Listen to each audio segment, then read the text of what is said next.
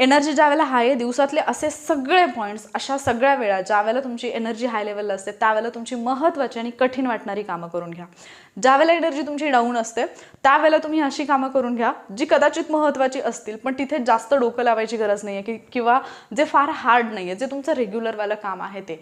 Then दुसरी गोष्ट इथे टू डू लिस्टसोबत नॉट नाव एक लिस्ट प्रिपेअर्ड ठेवा की एखादी गोष्ट करताना ही गोष्ट आत्ताच करणं गरजेचं आहे का हे तुम्हाला माहिती असायला पाहिजे. किंवा जर तुम्ही दुसरं काही करत असाल तर स्वतःला विचारा की मी हे योग्य करत आहे का. उत्तर नाही असेल जस्ट ती गोष्ट बाजूला ठेवा. नॉट नाव मधली गोष्ट असेल बाजूला ठेवा, टू डू लिस्टमधली गोष्ट करायला घ्या. याने सुद्धा तुम्ही तुमची एनर्जी फार छान पद्धतीने मॅनेज करू शकता.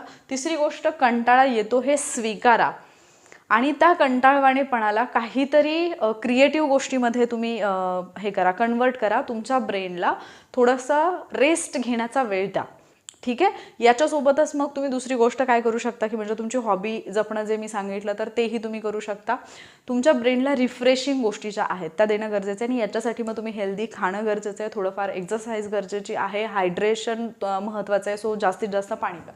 त्याच्यानंतर 2 मिनिटचा रूल जो आहे तो फॉलो करा. काय करायचं, ज्या गोष्टी अगदी 2 मिनिटांमध्ये होण्यासारखे जी कामं अशी आहेत ती पटकन आवरून घ्या, ती बाजूला ठेवून द्या. ज्याला त्याच्यापेक्षा जास्त वेळ लागतोय अशी कामं स्केड्यूल करून ठेवा. म्हणजे तुमच्या डोक्यावरचं, तुमच्या मनावरचं जे ओझं आहे की मला एवढी कामं करायची ते कुठेतरी हलकं होईल आणि तुम्ही जी आत्ता गोष्ट करताय, अभ्यास करताय त्याच्यावरती फोकस राहू शकाल. आणि त्याच्यानंतर येते चॉईस ओव्हरलोडमधून बाहेर या.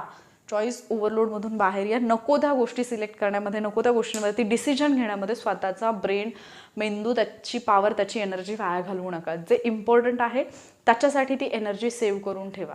ठीक आहे.